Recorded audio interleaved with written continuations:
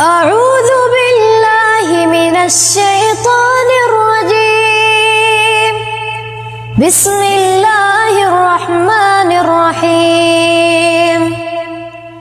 الحمد لله نحمده ونستعينه ونستغفره ونعوذ بالله من شرور أنفسنا ومن سيئات أعمالنا من يهده الله فلا مضل له ومن يضلله فلا هادي له وأشهد أن لا إله إلا الله وأشهد أن محمدًا عبده ورسوله أما بعد فإن خير الحديث كتاب الله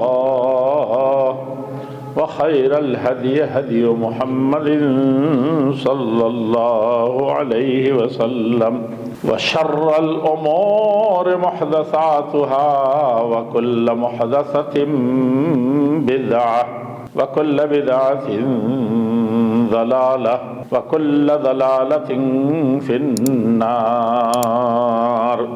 أعوذ بالله من الشيطان الرجيم.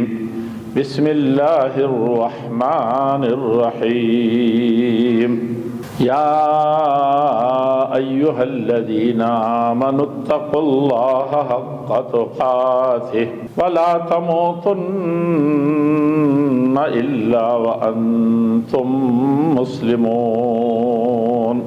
يا أيها الناس اتقوا ربكم الذي خلقكم من نفس واحدة وخلق منها زوجها وبث منهما رجالا كثيرا ونساء واتقوا الله الذي تساءلون به والأرحام إن الله كان عليكم رقيبا.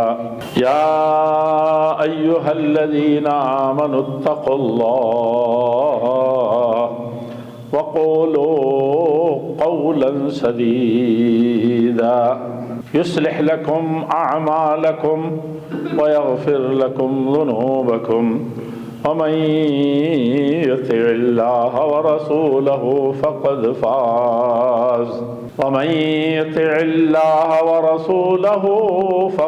فاز فوزا عظيما. وقال تبارك وتعالى في موضع آخر للرجال نصيب مما ترك الوالدان والأقربون وللنساء نصيب مما ترك الوالدان والأقربون مما قل منه أو كثر نصیبا مفروضا. جمعہ کے مبارک ترین دن اور اس کے اہم فریضے ذکر یعنی خطبہ اور اس کے اہم ترین فریضے یعنی جمعہ کی نماز کے لیے شریک میرے بزرگوں، پیارے بھائیوں اور قوم کے عزیزوں اور نونہالوں، ملت کی بہت ہی محترم ماں اور بہنوں، اللہ جل جلالہ وعم نوالہ جس نے انسان کو عقل اور خرد عطا فرمائی ہے اور اس عقل کے واسطے سے وہ بہت سے خیر و شر، بھلے اور برے کے درمیان تمیز کر لے جاتا ہے. عقل بڑی کسوٹی ہے انسان کی عام زندگی میں جس سے وہ بھلے برے کے درمیان فرق کرے، تمیز کرے اور نفع اور نقصان دینے والی چیزوں میں سے وہ امتیاز کر کے اچھائی کو اپنائے اور برائی کو چھوڑ دے، اس سے دور رہے. اس کے لیے یہ پانچوں حواس جو انسان کے ہیں، چھونے کے، دیکھنے کے، چکھنے کے، محسوس کرنے کے اور بھی وہ ان سب کے ذریعے سے بھی مدد لیتا ہے. یہ بھی ایک طرح کی بہت بڑی نعمت ہے انسان کے ساتھ. لیکن انسان عقل سے کم کام لیتا ہے یا عقل ہی کو کبھی کبھی سب کچھ سمجھ لیتا ہے. ان دونوں صورتوں میں بڑے خسارے میں پڑ جاتا ہے. اور ان سب کی جڑ کہی جائے کوئی بات وہ یہ ہے کہ اس کی اپنی خواہشات، اپنی پسند اور ناپسند، اس کا بڑا دخل انسان کے اندر ہوتا ہے. اور اللہ رب العزت والجلال نے یہ دونوں خوبیاں اس کے اندر رکھ دی ہیں. فَأَلْهَمَهَا فُجُورَهَا وَتَقْوَاهَا. اللہ تعالیٰ نے اس کے اندر جو صلاحیتیں بھرپور رکھی ہے تو شاہ ولی اللہ کی زبان میں ایک قوت ملکیہ رکھی ہے، یعنی فرشتوں والی طاقت.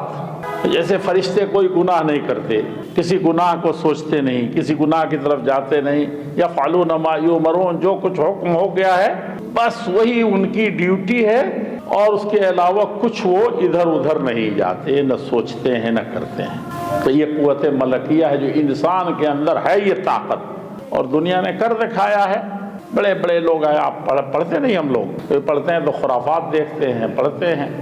ایک امام ابن تیمیہ گزرے ہیں، پھر امام ابن تیمیہ بہت بڑے امام گزرے ہیں. کچھ لوگوں نے کہا کہ وہ 5ویں امام تھے. تو یہ تو سمجھانے کے لیے لوگوں نے کہا، لوگوں نے سب بٹوارا کر لیا. یہ بھی ایک مصیبت ہے، پارٹی جلدی بنا لیتے ہیں. 2 بھائیوں میں پارٹی بن جا رہی ہے آج کل. ایک گھر میں دوسروں کا کیا روئیں گے. فرقوں پر آپ بہت زیادہ ہنستے ہیں، بہت ناراض ہوتے ہیں. یہ فرقہ بندی اسلام میں آئی تبھی سے تیا پاچا ہو گیا، اور خود اپنے گھر میں بھی بٹوارا کروا دیتے ہیں آپ، اور پارٹی بندی کر لیتے ہیں. تو یہ بھی ایک بڑی خراب چیز ہے. تو سمجھانے کے لیے آئے تھے کہ یہ امام اتنے بڑے ہیں، اتنی خدمت کی. ہم لوگوں نے کہا کہ نہیں، اس میں بھی ہم لوگ بٹوارا کریں. تو بت تو سب بناتے ہیں، لیکن کچھ لوگ اپنے بت کو بت نہیں کہتے ہیں، کچھ اور کہتے ہیں، اور نام دے کر کے. نہیں تو قریش کے لوگ بھی اپنے بزرگوں کا بت بنائے تھے.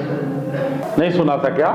ایک قوم کا لات تھا، ایک کا عزا تھا، ایک کا نائلہ اور دوسرے کا اصاف، اور اس طرح سے 360 تو صرف خانہ کعبہ میں تھے. پھر انہیں حوازن کے، ثقیف کے، غطفان کے، فلان کے، اور سب وہ تو الگ سے ہیں. تو سب تو یہ بزرگ ہی لوگ تھے نا جو بٹوارے ہوئے تھے. بٹوارے میں زیادہ یقین مت رکھیے، اصل کی طرف رہیے، اسی کو پکڑ کے رہیے. یہ بہت بنیادی چیز. بہرحال امام ابن تیمیہ کا ذکر آیا تو بہت بڑے عالم تھے. ان کی 2/3 زندگی جیل ہی میں گزر گئی، لیکن لکھا تو اتنا لکھا کہ کیا نہیں لکھا.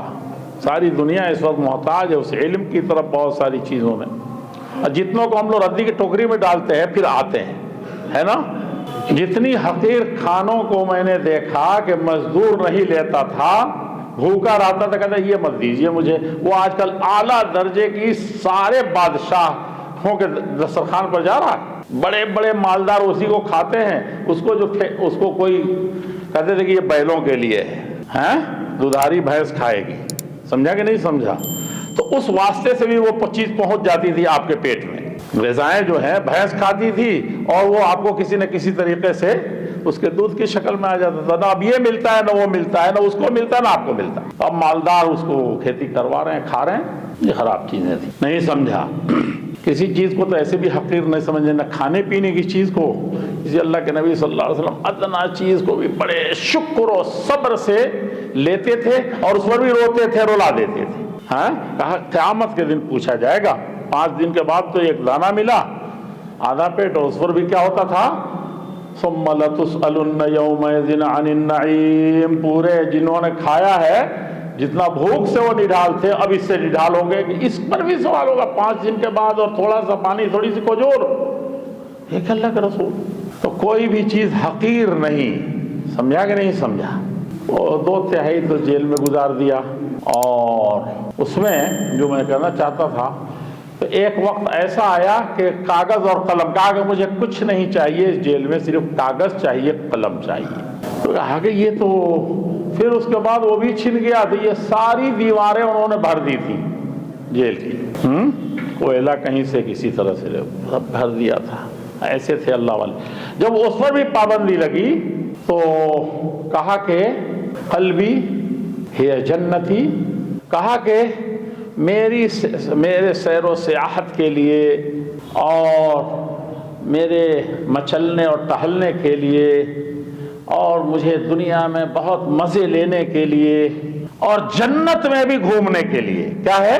میرا دل کافی ہے۔ میرے دل میں جو قرآن ہے، جو میرے دل میں حدیث ہے، جو میرے دل میں اسلاف کے قصے ہیں، اس کو بھی کوئی چھین لے گا اور چھوڑو اس کو۔ اس پر مجھے اتنا یقین ہے کہ جیسے میں جنت میں سیر کر رہا ہوں۔ جنت جہنم کے سب نقشے تو قرآن نے کھینچے ہیں نا۔ کہا کہ یہ جنتی قلبی، میرا دل جو ہے جڑا ہوا بھی جنت سے، تو جنت میں تو تفریح کر رہا ہوں میں۔ مجھے بہت ٹھاٹ سے رہتے تھے، کہتے تھے کہ میرا دل میری جنت ہے، اور جنت سے جب قلب لگا ہے، جنت والے سے لگا ہے، تو کوئی اس کو ادھر ادھر نہیں کر سکتا ہے۔ سمجھا کہ نہیں سمجھا؟ تو ایسے اللہ والے ہوتے ہیں۔ جب جیل سے نکلے جن لوگوں نے ڈلوایا تھا تو ان کو سب سے پہلے سلام کیا انہوں نے کہا ارے یہ تو پوری زندگی آپ کے برباد کیا ہے۔ نہیں میرے بھائی ہیں یہ، ان کے بارے میں کچھ کہو نہیں، غلط فہمی میں تھے۔ اور جب بادشاہ جس نے سب کچھ کیا تھا تو بادشاہ تو دبک گیا تاتاریوں کے حملے میں، لیکن یہ کھڑے ہو گئے۔ کہا کہ نہیں، اس وقت یہ ہے کہ ملک بچے گا، ملت بچے گی، دین بچے گا، تو تم سب لوگ رہو گے، کوئی بھی رہے گا۔ صرف بادشاہ کا مسئلہ نہیں ہے، یا جنتا کا بھی مسئلہ ہے، اور جنتا ہی کا مسئلہ الگ ہے، وہ تو تاراج کر دے گا۔ اور جب نہیں سمجھا تو بغداد کی اینٹ سے اینٹ بچ گئی، دجلہ و فرات میں خون، ایک طرف خون کہیں لال نظر آ رہا ہے، کہیں کالا نظر آ رہا ہے، کتابوں کے جلنے سے کالا اور خونوں کے بہنے سے، سارے مورخین نے لکھا ہے، کسی کا انکار نہیں کر سکتے۔ اتنے خون بہائے گئے، اتنے بلڈنگیں ڈھائی گئیں، اتنے کتابیں جلائی گئیں۔ بغداد علم تھوڑا نہ کہتے ہیں، یعنی دلی میں اگر یونیورسٹی ہو جائے، گلی گلی بہترین قسم کے ہمارے گھروں کے مقابلے میں چمکتے ہوئے ادارے ہو جائیں اور یہ ہو جائیں، تو کسی شہر میں اگر مختلف ادارے قائم ہو جاتے ہیں زیادہ اور نام ہونے لگتا ہے، بغداد علم ہے۔ بہت لکھتے ہیں لوگ، وہی ایک مثال ہی ملتی ہے۔ نہیں سمجھا تو وہ جو امام تھے انہوں نے کہا کہ نہیں، یہ کام ہم سب کا ہے، وہ ہو گئے ہیں، لیکن اس کو مقابلے میں ہم کو کھڑا ہونا ہے۔ کھڑا ہوئے اور حق ادا، تب بادشاہ کو سمجھنا، تب عوام کو سمجھنا، یہ ایسا انسان تھا۔ ہم تو ہماری دشمنی میں مر رہا ہے، ہم تو سمجھ رہے تھے کہ یہ کسی نہ کسی دن کوئی فساد کرا دے گا، اپنی تقریر سے، اپنی تحریر سے، اپنے تقوی سے، اپنے ایمان سے۔ یہ تو جو قرآن حدیث میں ہے اسی کو کہتا تھا، اور دیکھو آج سب کچھ ہو گیا۔ آج ہماری حکومت بھی ختم ہو رہی ہے، جیل کے دروازے ایسے کھل گئے، اب کوئی نہیں رہا، دشمن آج گیا ہے، تو اب کون دیکھے گا؟ اب آپ کی پولیس کیا کرے گی؟ اب آپ کا کیا، وہ کیا کرے گا؟ فوجی اب نہیں رہیں گے، خود ہی بادشاہ نہیں رہے تو کیا رہے؟ وہ تو آپ ختم۔ تو اس کو جانا انہوں نے۔ تو ایسے ہی ایک مومن کو اللہ ہی کے لیے جینا چاہیے، اللہ ہی کے لیے مرنا چاہیے، اللہ ہی کے لیے نفع و نقصان سب کا حوالہ صرف اللہ کی ذات سے۔ تو بات میں یہ کر رہا تھا کہ عقل بھی دی اللہ تعالیٰ نے تمیز کے لیے، لیکن یہ عقل کافی نہیں ہے۔ اللہ تعالیٰ نے اس کے بعد شریعت نازل کی، دین نازل کیا، انبیاء کو بھیجا، کہا کہ عقل کی ایک خاص حد ہے، وہاں تک جا کر کے یہ رہ جاتا ہے، لیکن اس عقل سے کام آگے بھی لینا ہے۔ اب یہ سوچو کہ اس دنیا کے اندر بہت سے معاملات درپیش ہیں، کتنا ہو انصاف، نوشیرواں آ جائے، ادھر اللہ کے نبی آخری وہ آ جائیں، تو وہ بھی تو آخر میں کہتے ہیں کہ یہ میں نے تقسیم کیا ہے۔ بیویوں کے بارے میں کہتے ہیں اللہ رات کے اندھیرے میں کہ یہ تو میں نے حصہ لگائے ہیں، کہ ایک دن یہاں، ایک دن یہاں، ایک دن یہاں، یہ جو کھانا ہے کھلانا ہے، جو پہننا ہے پہلانا ہے، جو اس کو دینا ہے وہ اس کو بھی دینا ہے، یہ تو میری تقسیم ہے۔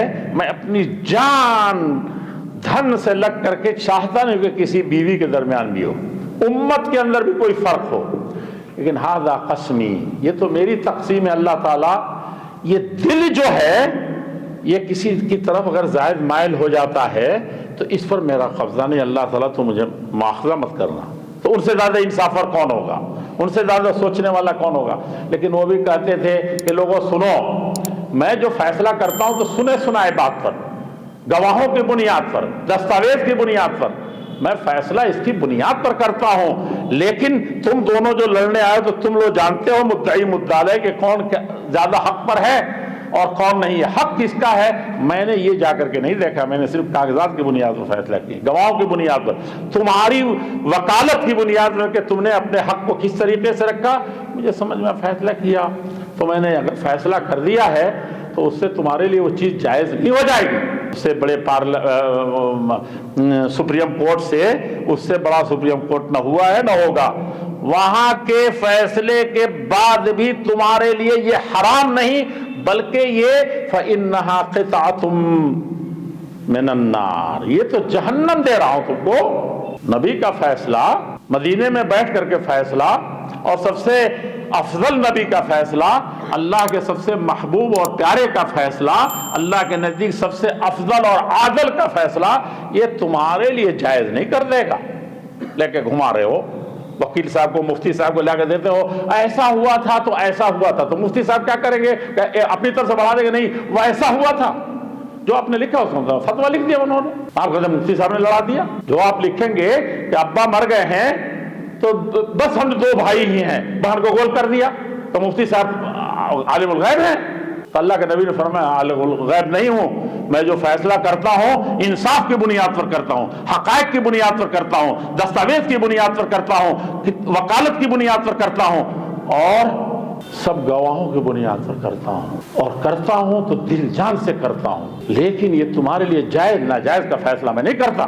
ہو سکتا ہے کہ جس کو دیا ہے میں نے وہ جہنم کا ٹکڑا لے رہا ہوں. تو جب ایسے انصاف کے دروازے سے، اور سننے والے بھی ایسے اللہ والے کہتے ہیں اللہ کا رسول یہ میرے حق میں فیصلہ ہوا ہے، اب اس کے بعد اپیل کی بھی کہیں گنجائش نہیں، لیکن ایک اپیل ہے، اور وہ کون ہے؟ وہ سب سے بڑا کوٹ یہاں ہے.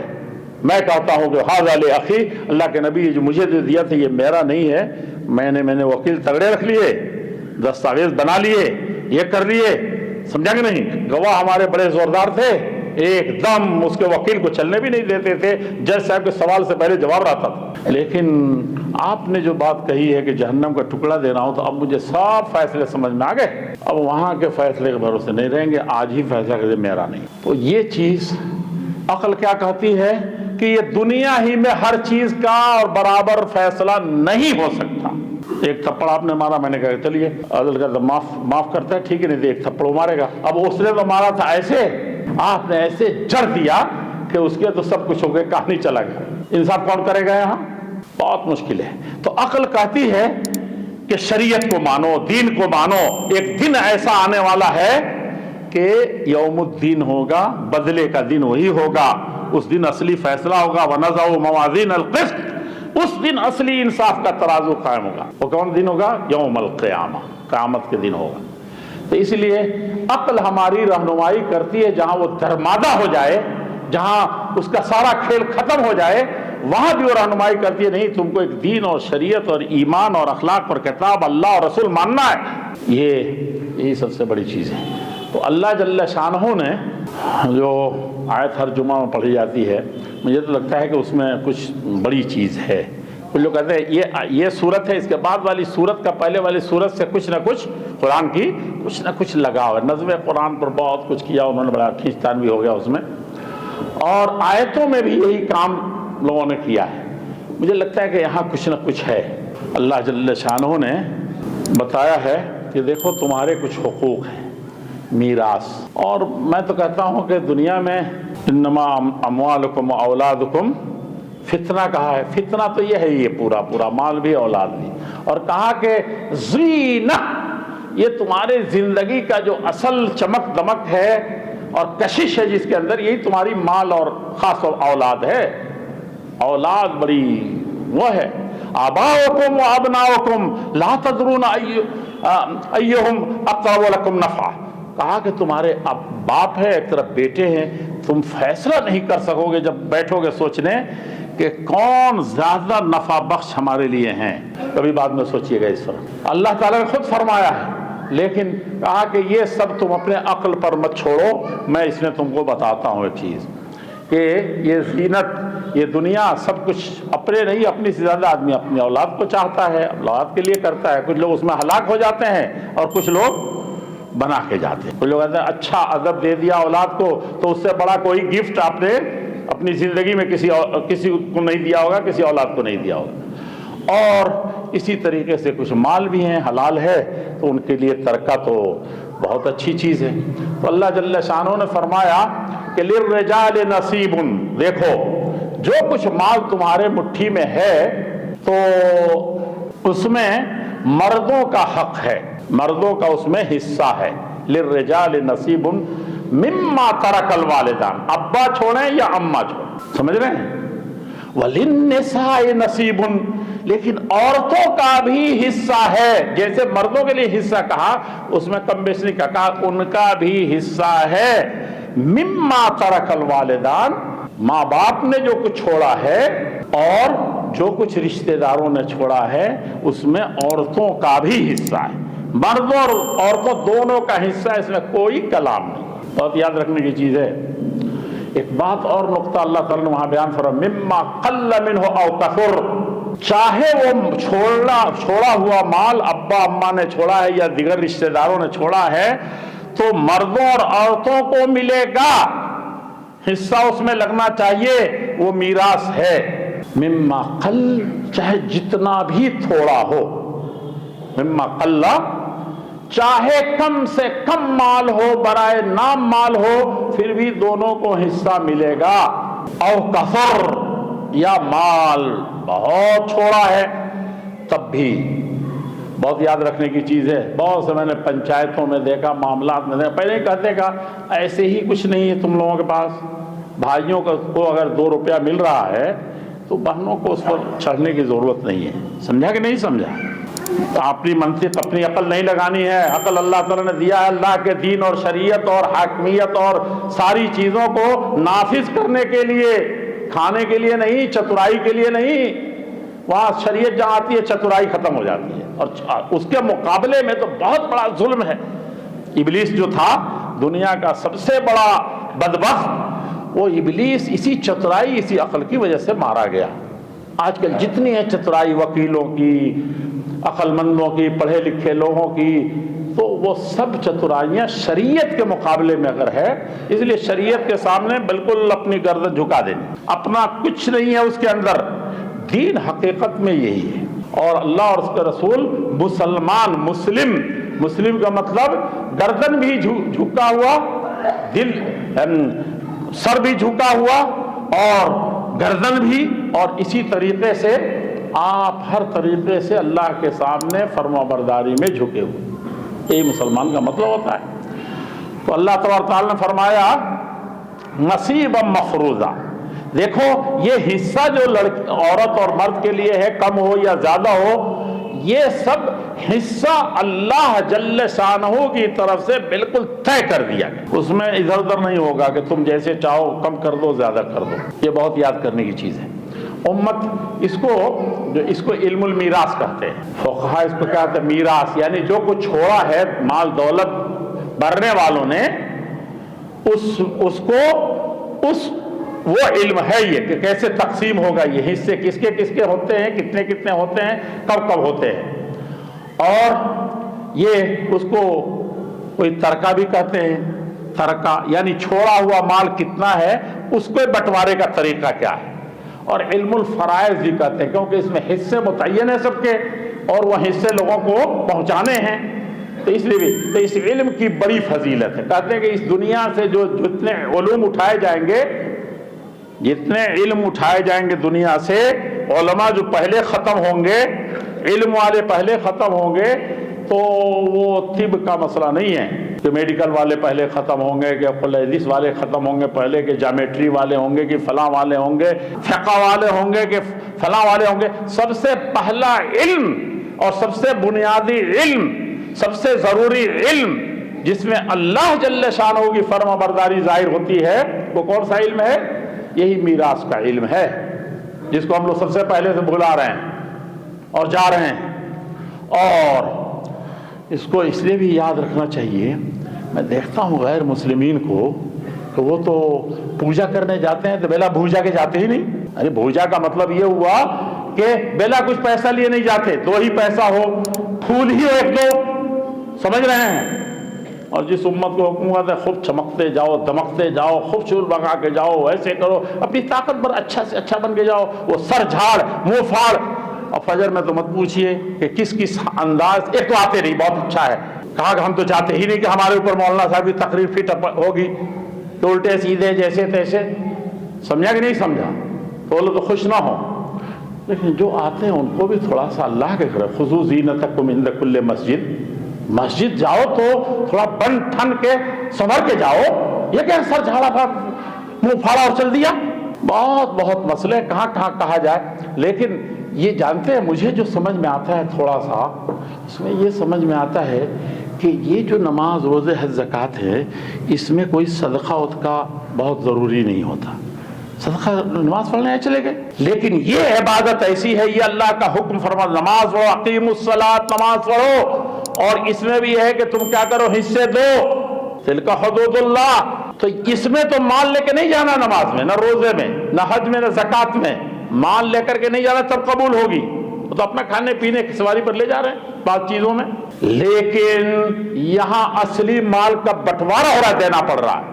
یہ عبادت ایک ایسی عبادت ہے، تو اسی میں ہم پہلے فیل ہیں. دوسری قومیں اپنی عبادت کے وقت بھی خرچ کرتی ہیں، بنانے میں بھی خرچ کیا معبد کو اپنے، اور یہ مسلمان مفت کا بالکل نماز پڑھتا ہے، اس کے باوجود نہیں خرچ کرے گا. بڑی مصیبت ہے.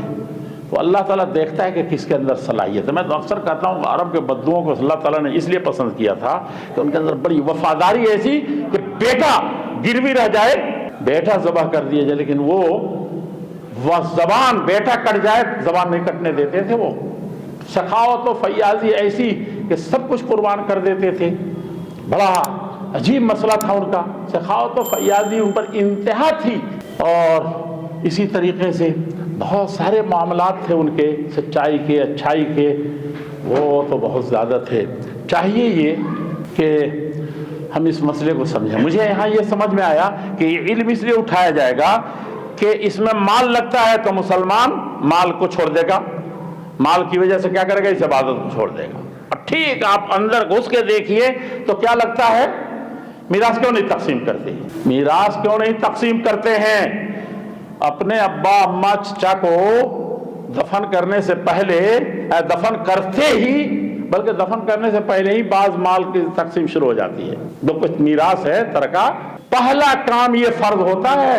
اور مردے کو دفن کر دیا بہت اچھائی سے. آج تو بیٹے اتنا بھی نہیں پوچھتے ہیں، رشتہ دار دوسرے آئیں گے غسال کابل سے کفن، جاپان سے. اور کورونا میں دیکھا تھا آپ نے، میں تو دیکھ کے دہل گیا تھا. وہی سرما وہ مولوی جدھر دیکھو نکاح پڑھانے کے لیے اور جنازہ پڑھانے کے لیے جنازے پھرتے ہیں. اس وقت لوگوں کو میں نے دیکھا کہ کیسے بڑے بڑے گھرانے کے لوگ پریشان ہیں، کوئی جنازہ پڑھانے نہیں جا رہا ہے. یہ مسٹر لوگ جس کو آتا تھا کہ نہیں آتا تھا، لیکن کہتے تھے کہ یہ تھوڑا سا نمازی ہے تو چلو یہ پڑھا دے گا. میری آنکھوں کا دیکھا ہوا ہے آپ کو اس قبرستان میں. یہ حال ہے ہمارا. کیا ہوگا اس ملت کا، کیا ہوگا اس کا؟ تو یہ تقسیم کرنے سے پہلے کہا کہ مردے کو دفن کر کے آ گئے، آج ہی سے قصہ ختم نہیں ہوا. لیکن کچھ لوگ کہتے ہیں کہ ہم لوگ کرتے ہیں تو آپ لوگ منع کرتے ہیں، کہتے ہیں کہ بدعت ہو گیا، فلاں ہو گیا. ہم تو بہت کچھ چاہتے ہیں، روز چاہتے ہیں، ایسے ہو، کل چاہتے ہیں ویسے ہو، پرسوں چاہتے ہیں. آپ لوگ کہتے ہیں سب بدعت لگا ہوا، 40واں 20واں 25واں پتہ نہیں کیا کیا ہے، سب یہ آپ ہی لوگ کرتے ہیں. نہیں، لوگوں شریعت ایجاد کرنے کے نہیں کہتے. جو صحابہ کرام نے کیا، جو جان لڑاتے تھے، اللہ کے نبی نے کیا، اماموں نے کیا. اور سب سے بڑی چیز کہ قرآن موجود ہے تمہارے گھر میں، حدیث موجود ہے. جو کیا ہے وہ کرو، وہ تو کرتے نہیں ہو. اور کبھی جوش میں آتے ہو تو اپنی طرف سے کہتے ہو کہ کسی سے کم نہیں ہیں ہم، اگر وہ ایسے کرتے تھے تو ہم بھی ایسے کریں گے. دونوں صورتوں میں جو تھوڑے سے لوگ ہم میں سے کرتے ہیں وہ بھی نہیں کرتے ہیں. بڑی مشکل کام ہے، ذرا غور سے سنیے گا. تو جیسے مرے، پہلا حق یہ ہے کہ ان کے کفن دفن میں ان کے مال سے خرچ کرو. کچھ بھائی کہتے ہیں میں ہی خرید دیتا ہوں، کچھ رشتہ دار کہتے ہیں نہیں. حق یہ ہے کہ اس کے چھوڑے ہوئے مال سے اس کے کفن دفن اور قبر تدفین اور تکفین کا کام اس کے مال سے کیا جائے. یہ پہلا حق ہے اس کا. دوسرا حق کیا ہے؟ آپ کے رشتہ دار کا جو مر گیا ہے اس میں دوسرا حق یہ ہے کہ اس کے قرض کو دیکھیے. یہ سب سے بڑا حق ہے. کتنا ہو بڑا مولانا نماز پڑھا دیں، ان کی جان چھوٹنے کو نہیں ہے. اللہ کے نبی بھی کہتے میرے پڑھانے سے بھی جان نہیں چھوٹے گی. قرض اتنی بلا ہے کہ اب لوگ نصیحت کرنے لگے ہیں کہ اگر ایسے ہی ہو تو دے دو کسی کو قرض. سمجھا کہ نہیں سمجھا؟ لیکن مرض مت پالو، کیونکہ قرض دیتے ہی دوستی جو سالوں سال کی ہے دشمنی میں بدل جاتی ہے، چہرے بدل جاتے ہیں. یہ اتنا خراب، اللہ کے نبی کہتے ہیں کہ وہ بچ ہی نہیں سکتا ہے، چاہے جتنا بڑا بھی حاجی نمازی کبھی کسی کے ساتھ حق میں، لیکن قرض اس کے ذمے ہے تو کیا کریں گے؟ اس کی گردن نہیں بچ سکتی جب تک قرض ادا نہ ہو۔ تو سب سے پہلے اس کے مال کا کہتے ہیں کہ قرض تو نہیں ہے، ادھر پلاٹ ہے ادھر بلاٹ ہے ادھر پتہ نہیں ماٹ ہے کیا ہے، کیا سب سے پہلا حق جو ہے وہ تو بتایا کفن دفن، دوسرا جو ہے اس کا قرض ادا کرنا ہے۔ پہلی فرصت میں اگر ایک آنا بھی بیٹے ہیں آپ بیٹی ہیں چچا ہیں بھتیجے ہیں، پہلا حق یہ ہے کہ بلکہ کوئی میراث نہیں چھوڑا ہے، ایک پیسہ بھی اپنے مال سے دیجئے، ان کی گردن چھوڑائیے۔ کیسے رشتہ دار ہے، کیسے عزیز ہے، جیل 2 منٹ کے لیے چلا گیا، کسی دوسرے نے 2 منٹ کے لیے پکڑ کے باندھ دیا تو آپ تو بالکل پورے شہر کو سر پہ اٹھا لیتے ہیں، یہ جھوٹی ہمدردی ہے۔ جہاں تھوڑا شانتی سے کام کرنا چاہیے ہے کہ نہیں، سمجھ کر کے مسئلے کو حل کرنا چاہیے، وہاں ہنگامہ ہے، اور جہاں ہنگامہ ہونا چاہیے، محشر برپا ہونے والا ہے، محشر جس میں کوئی کسی کا پرسان نہیں ہوگا، سب سے برا حال ہوگا، پھر کوئی اپیل نہیں، کوئی سنوائی نہیں، کوئی وکیل نہیں، کوئی ججمنٹ نہیں، ایک ہی ججمنٹ، وہی اللہ جل شانہ کی جو احکم الحاکمین ہے۔ تو اس قرض کو ادا کرائیے، سب سے بڑا احسان کوئی ہے کہ وہ قرض، تو یہ دوسرا حق ہے۔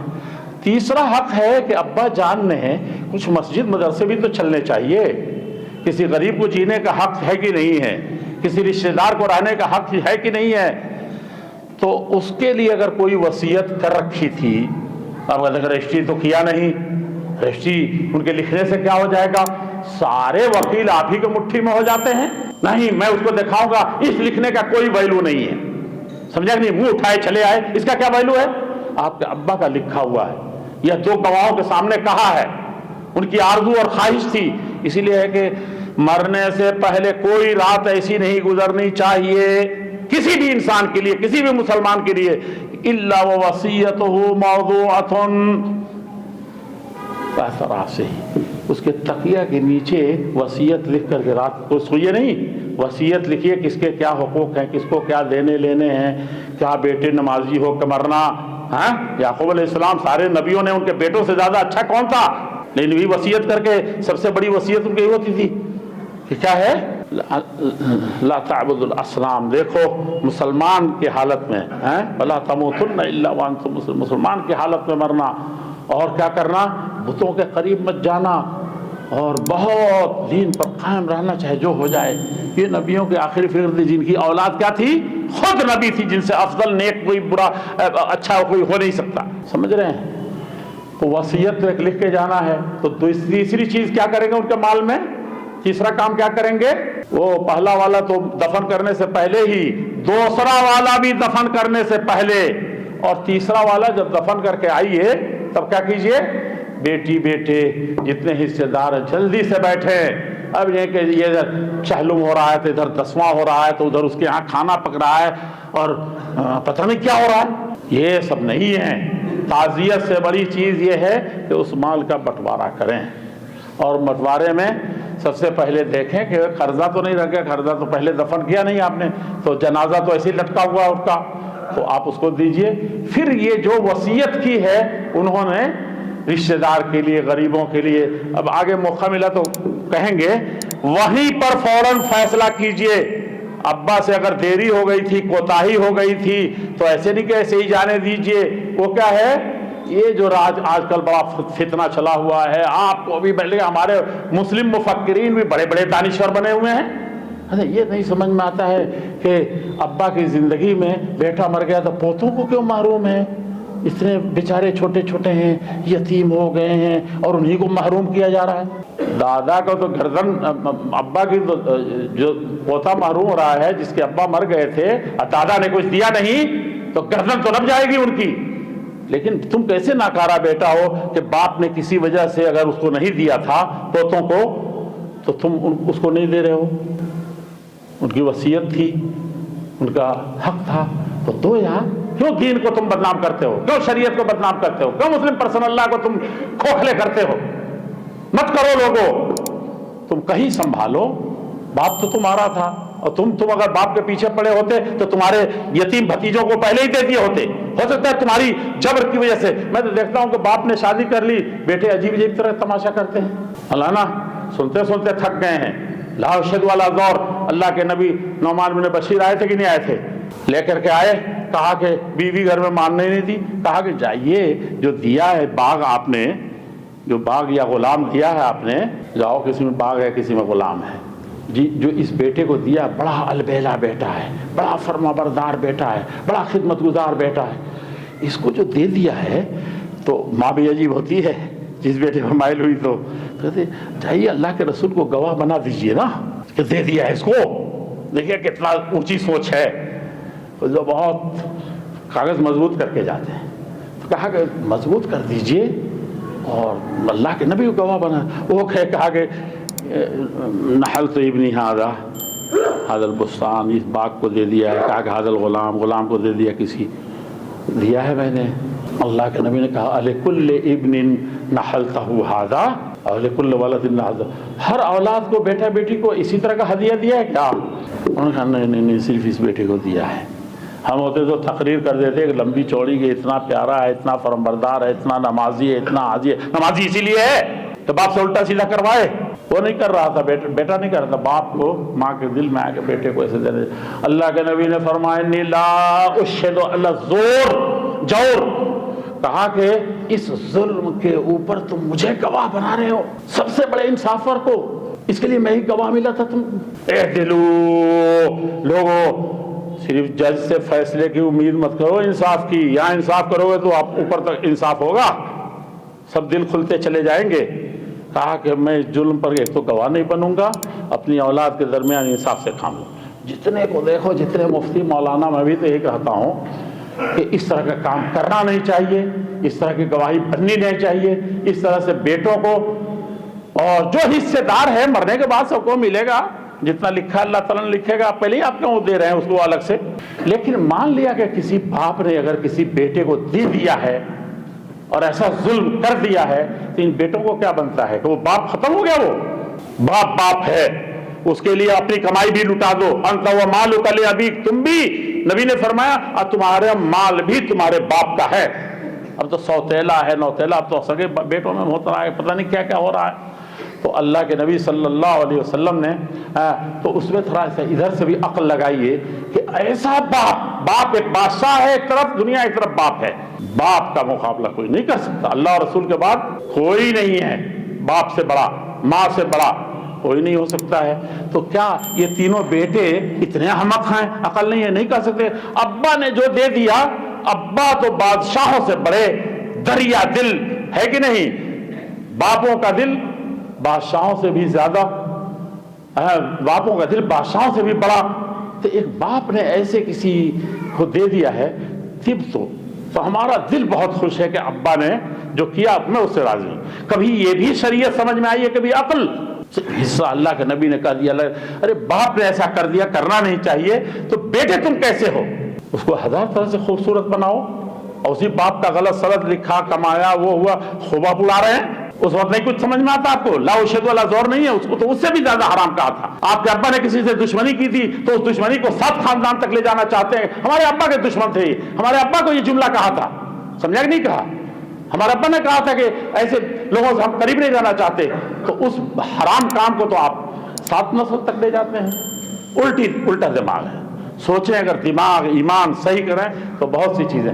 بہرحال اس میں کیا چیز ہے، اصل کہہ رہا تھا کہ تیسرا حصہ ہے کہ وصیت، باپ کا کوئی وصیت کیا ہے، کسی کو لکھنا چاہتا تھا، کسی کو دینا چاہتا تھا، کسی کے لیے کہا ہے، اپنے رشتہ داروں میں سے ہو جس کا حصہ ملنے والا اس میں سے نہیں، دوسرے رشتہ دار بھی تو ہوتے، جیسے پوتے کو میں نے کہہ دیا۔ تو اس طرح کے لوگوں کو، غریبوں کو، مسکینوں کو، مدرسوں کو، مسجدوں کو، وہ کیا کہتے ہیں، سڑکوں کو، پلوں کو کسی اس طرح کے کام میں دیا ہے تو اس کے تیسرے نمبر پر یہ وصیت نافذ کریں گے۔ بیٹے اگر ہیں تو شریعت میں یہ حق ہے۔ اور چوتھے نمبر پر اب آئے گا کہ سب اس کی گردن صاف ہو گئی، دنیا کے حقوق ادا ہو گئے، اس کے بعد کیا کریں گے؟ اس کے بعد اللہ تعالیٰ فرمایا للرجال نصیب، مردوں کے لیے حصہ ہے جو کچھ مما ترک الوالدان والاقربون، جس میں باپ نے، ماں نے چھوڑا ہے، یا کسی رشتہ دار جس کا یہ رشتہ دار بنتا ہے وہ، تب اس کا حصہ ہے۔ اسی طرح سے عورتوں کا بھی حصہ ہے، نصیب و مفروضہ اللہ تعالیٰ کی طرف سے یہ کام کیا گیا ہے۔ اب اس میں جو حصہ ہوگا بہت دل تھام کے بیٹھیے. وہ اللہ تعالیٰ نے فرمایا اس میں سب کے حصے متعین فرمائے ہیں. اچھا کمال اس میں سے ایک بات اور کہہ دوں, یہ سورہ نساء حصے کا جہاں ذکر آیا تو کہاں ہے وہ میراث کا, جہاں مصر ترکہ کا جو بٹوارے کا مال کا باپ کے دادا کے چچا جس کے بھی مرنے کے بعد, وہ کس صورت میں ہے قرآن کے 114 صورتوں میں سے سورۃ نساء میں ہے. اور آج عالمی سطح پر اسلام کے خلاف جو پروپگنڈے ہوئے عورت کے آزادی نسواں یا حقوق نسواں کے سلسلے میں, وہ سب سے زیادہ عورت کو ٹارگٹ بنایا گیا کہ اسلام سے زیادہ مظلوم اور دنیا میں کسی دھرم نے عورتوں کو نہیں دیے, یہ اسلام ہے. طلاق طلاق طلاق طلاق ایسے ہی ایک آدھ دو چیزیں کر دیا. سورہ نساء میں مردوں کو حصہ مل رہا ہے. کوئی مردوں والی صورت قرآن میں نہیں ہے کہ جس میں عورتوں کو بھی ایڈ کیا گیا ہو, جوڑ دیا گیا.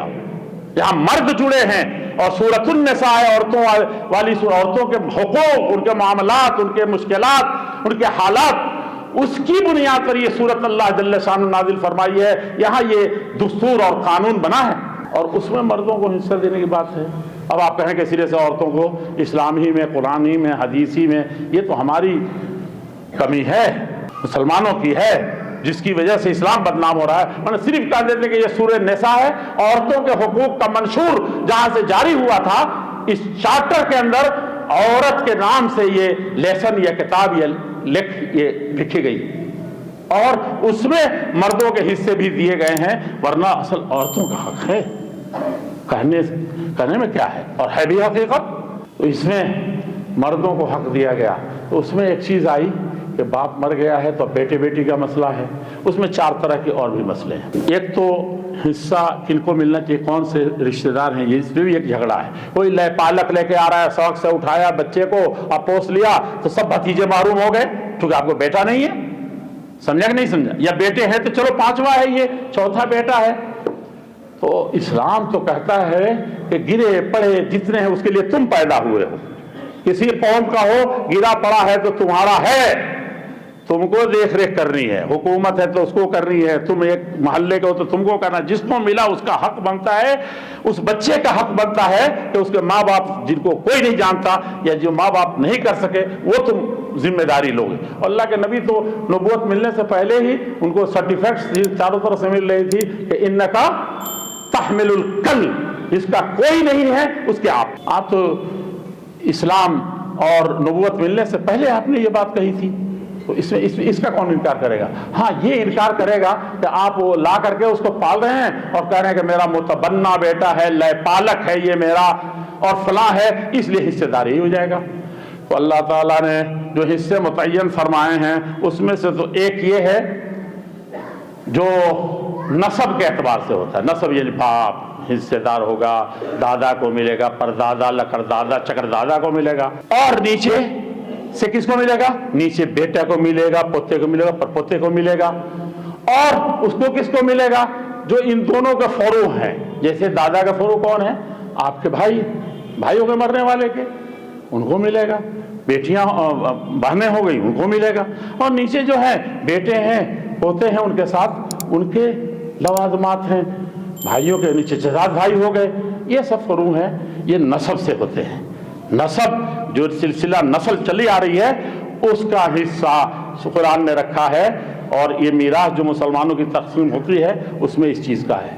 اور دوسرا وہ سسرالی رشتہ ہے.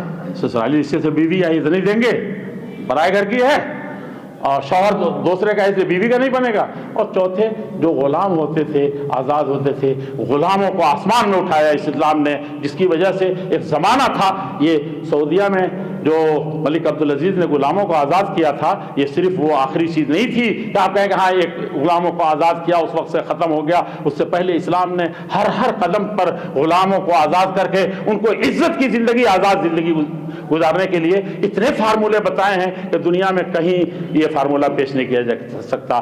یہ تین ہیں جن کو اسلامی شریعت نے حصہ دینے کا یہ کہ اللہ جل شانہ اس قضیے اور قصے کو آگے بڑھ کر کے ایمان میں اتارنے کی اور عمل میں اس کو پورے طور پر پیوست کرنے کی توفیق رضانی فرمائے. سبحان ربک رب العزت عما یصفون وسلام علی المرسلین.